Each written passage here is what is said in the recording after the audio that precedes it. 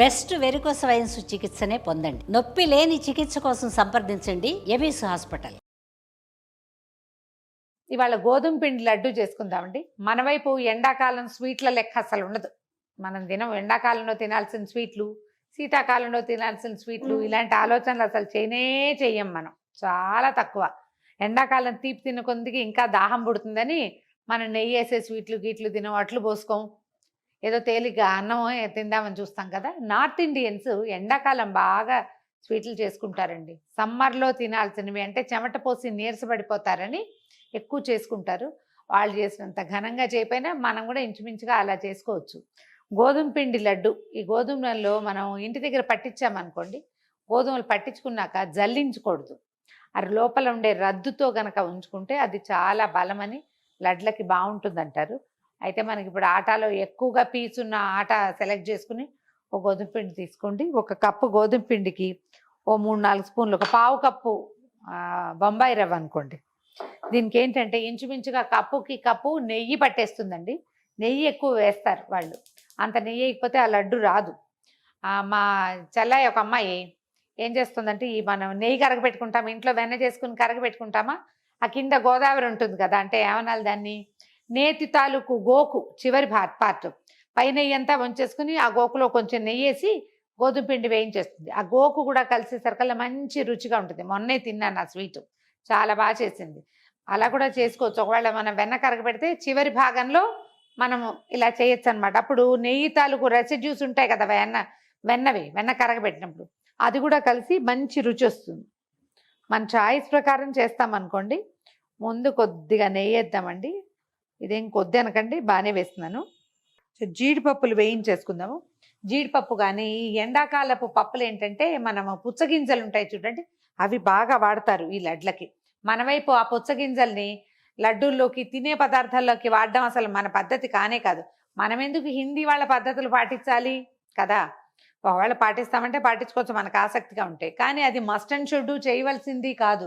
మన వైపు చలో చేసే పదార్థాలు వేరే మనకి. మనం ఆ పప్పులు అవి తినక్కర్లా, ముంజలు తింటాం, మజ్జిగ తాగుతాం, మజ్జిగన్నం తింటాం. వాళ్ళు అవి తినరు కాబట్టి ఈ పుచ్చగింజల మీద వాటి మీద డిపెండ్ అవుతారు. మనకు అవసరం లేదు కదా. నెయ్యి కొంచెం వేడెక్క నుంచి జీడిపప్పులు వేయించి పక్కన పెట్టుకుందామండి. జీడిపప్పులు ఇంత పెద్ద పెద్ద పప్పులు వేయించినా ఇట్లా బుజ్జి బుజ్జి ముక్కలు చేసి పెట్టుకుంటే లడ్డూలు అక్కడక్కడ తగలడానికి బాగుంటాయి. మీకు ఓపిక ఉంటే చారుపప్పు, తర్వాత బాదం పప్పులు అలాంటివి కూడా వేసుకోవచ్చు. నేను ప్లెయిన్ జీడిపప్పే వేస్తున్నాను.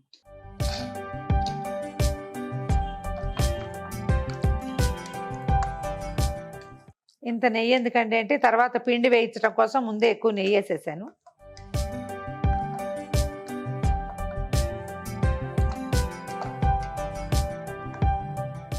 పప్పులు వేగాక తీసేసేయండి. ఇవేంటంటే లేత రంగులో తీసిన చల్లారేసరికల్లా ముదురుతుంది రంగు. దీంట్లో మొదట ఒక 4 స్పూన్ల బొంబాయి రవ్వ వేయిద్దాం.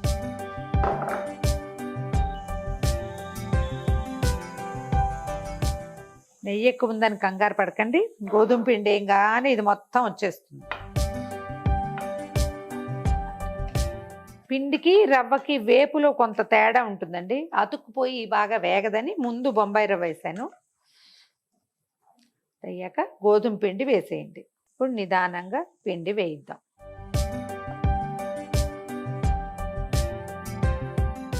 ఇది హైలో పెట్టద్దండి, సిమ్లో ఉంచండి. నిదానంగా వేయిస్తేనే లోపల పచ్చంతా పోతుంది. పిండి వేపడం, రవ్వ వేపడం సులువు, పిండి వేపడం కొంచెం కష్టం. అందుకని తాపీగా తడంతా పోయేలాగా లోపలికి పచ్చిదనం అంతా పోయేదాకా వేయించాలి. చూడండి బ్రౌన్గా అవుతోంది కదా. మాడనివ్వకూడదు, చెయ్యి మానకూడదు, హైలో పెట్టకూడదు, చెయ్యి వదలకూడదండి.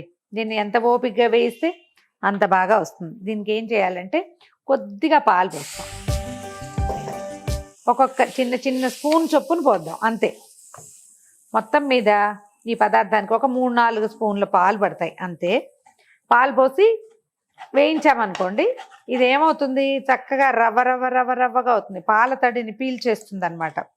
భలే డిఫరెంట్ టేస్ట్ ఉంటుందండి. మనం కట్టేటప్పుడు కనుక పాలు వేడి పాలు చల్లి లడ్డు కట్టామనుకోండి, అప్పుడేమవుతుందంటే షెల్ఫ్ లైఫ్ తగ్గిపోతుంది, వస్తువుకి ఎక్కువ రోజులు ఉండదు. మనం ఇలాంటప్పుడు కనుక వేస్తే ఈ పాలు పూర్తిగా అబ్జార్బ్ చేసేసుకుంటుంది, ఎవాపరేట్ అయిపోతుంది తడి అంతా. పీల్చాలి, ఆవిరవ్వాలి, 2 లక్షణాలు అన్నమాట. రంగు మారిపోయింది చూడండి, పాల తడి తగిలేసరికి. వేగనిచ్చి మళ్ళీ ఇంకోసారి పోస్తాం. మొత్తం మీద ఒక 3-4 స్పూన్ల పాలు పోస్తే దీనికి సరిపోతుంది. నేను స్పూన్లు చూపించట్లేదు కానీ స్పూనుడేనండి, అంతకంటే వేయట్లేదు. ఇందాకటికి ఇప్పటికి దీని టెక్స్చర్ మారిపోయింది చూడండి. రవ్వ తాలూకు గ్రెయిన్స్ కొంచెం ఉబ్బుతాయి తడి తగిలేసరికి. ఉండలు చిదిపేస్తున్నాను. మళ్ళా ఇంకొక స్పూన్ వేద్దాం. చక్క చేయాడిచ్చేయాలి.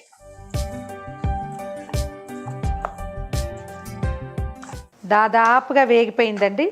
ఇది ఈ స్టేజ్లో తీసి ఓ పళ్ళెంలో పోసి పెట్టుకోండి. పంచదార మనకి కప్పు గోధుమ పిండికి 1 కప్పు మీద 1 పావు పంచదార వేస్తే సరిపోతుంది. అంటే రవ్వ గోధుమ పిండి ఎంత వేసామో అంత పంచదార అనమాట. షుగర్ని గ్రైండ్ చేసేసేయండి. పంచదారలో ఏం చేస్తారంటే ఒక 4-6 ఏలక్కాయలు తొక్కు తీసి ఏలకి గింజలు వేసేయండి. పళ్ళ లోపల గింజలు ఉంటే వేసేసి గ్రైండ్ చేసేయండి. ఇదిగో చక్కగా ఇది ఏలక్కాయలు వాసన వస్తుంది. పంచదార గ్రైండ్ చేసి పెట్టాను.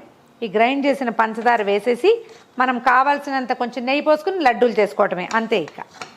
ఇక వేగిపోయింది. మనం మొదట చూసిన టెక్స్చరు ఇప్పుడు చూసిన టెక్స్చర్కి ఎంత తేడా ఉందో చూడండి. దీని అందం మారిపోయింది, మొహం మారిపోయింది పూర్తిగా.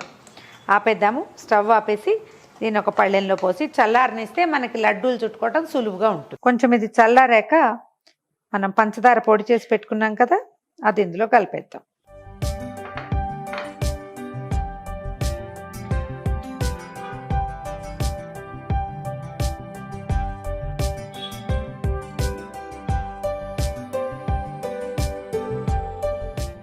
ఈ బ్రౌన్ షుగర్ అని ఒకటి దొరుకుతుందండి, ఇవాళ రేపు చాలామంది అదే వాడుకుంటున్నారు.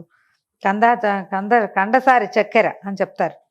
అది అలాంటివి కూడా వాడుకోవచ్చు అండి. అప్పుడు ఏంటంటే లడ్డు కొంచెం బ్రౌన్గా, మనకి గోధుమ లడ్డు అంటే నమ్మేందుకు వీలుగా ఉంటుంది. మనం తెల్ల పంచదార కలిపేసరికి ఇది కొంచెం రంగు మారిపోతుంది చూడండి. అలా మారకుండా ఉండాలంటే ఆ కండసారి చక్కెరలు అలాంటివి వాడుకోవచ్చు. ఇప్పుడు కోకోనట్ షుగర్ ఒకటి దొరుకుతుంది, పామ్ షుగర్ ఒకటి దొరుకుతుంది, తాటి బెల్లం, అలాంటివి ఏవైనా చేసుకుంటే మరింత హెల్తీగా, ఏదో పంచదారే తినేసిన ఫీలింగ్ లేకుండా మనకి వాటితో చేసుకోవచ్చు. కాకపోతే ఇది బెల్లంతో చేస్తే అంత గొప్పగా మాత్రం ఉండదండి. 1-2 సార్లు చేసి చూశాను నేను, సుమారుగా ఉంది. పంచదార వేస్తే చక్కగా నోట్లో వేసుకోగానే కరిగిపోయినట్టుగా ఉంటుంది. ఇప్పుడు ఇది లడ్డూకి ఎలా వస్తుంది అదో ప్రశ్న. మనకి చూడండి ఊరికే ఉండవుతుంది, కానీ లడ్డుగా లేదు కదా. మనం ఇందాక ఇంచుమించుగా కప్పుకి కప్పు నెయ్యి అని చెప్పామా, కొంత నెయ్యి ఉంచేసాం కదా, అది ఇప్పుడు వేసేసుకుంటాం అనమాట. మినపసున్నిలో వేసినట్టుగా పైన నెయ్యి వేసి ఉండ చుట్టేసుకుంటే సరిపోతుంది.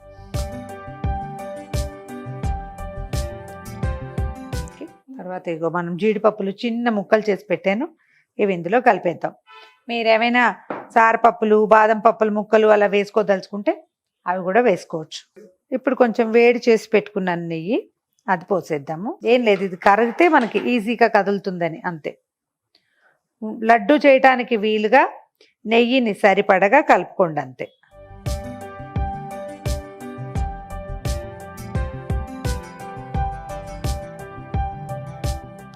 మొత్తం కలిపేసినా మనకి ఇంకా డ్రై అయ్యేది, చెడేది, పాడయ్యేది ఏమి లేదు. మనకు కావలసిన సైజులో ఉండలు చుట్టేసుకోవటమే.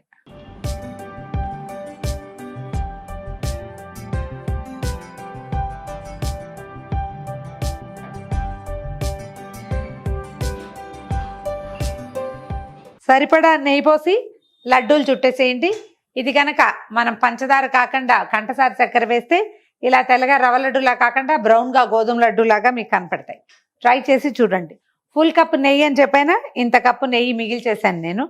మొత్తం వేయకపోయినా లడ్డూలు చక్కగానే వస్తాయండి. లెక్కకి ఏదో కప్పు అని చెప్తామంతే. చూసి పోసుకోండి. మీరు ఇంకా కొంచెం తక్కువ పొదుపుగా కూడా చేసుకోవచ్చు. ట్రై చేసి చూడండి. ఈ వీడియో కనుక మీకు నచ్చినట్లయితే లైక్ చేయండి, షేర్ చేయండి. మరిన్ని ఇంట్రెస్టింగ్ వీడియోల కోసం సుమన్ టీవీని సబ్స్క్రైబ్ చేసుకోండి.